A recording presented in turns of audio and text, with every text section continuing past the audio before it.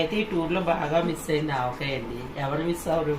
అమ్మని ఆవకాయని ఎవరు కూడా మర్చిపోరు. మన లైఫ్ లాంగ్ ఇంట్లో ఉండాలని కోరుకునేది అమ్మ ఆవకాయే. అలా మా ఆవకాయ అన్నది రెడీ అయిపోయింది. మా పిండి గారిని వస్తూనే అమ్మో ఆవకాయ పచ్చడి అయ్యింది అని పాపం వెంటనే చేసి పంపించారు.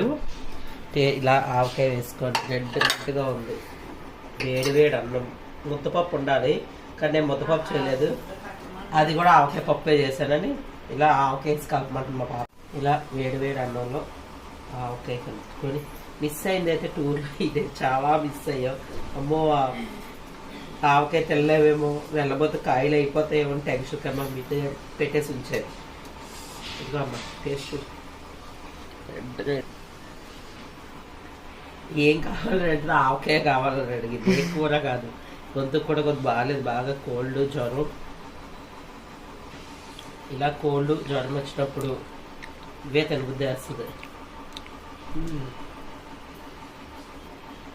ఇంకేమీ వద్దు, పక్కన కూడా ఏమి వద్దు. నెక్స్ట్ వడియాలు ఆమ్లెట్ పెట్టుకోవచ్చు. ఓకేనా? ఇది మా ఆవకాయ పచ్చడి స్టోరీ. బాయ్.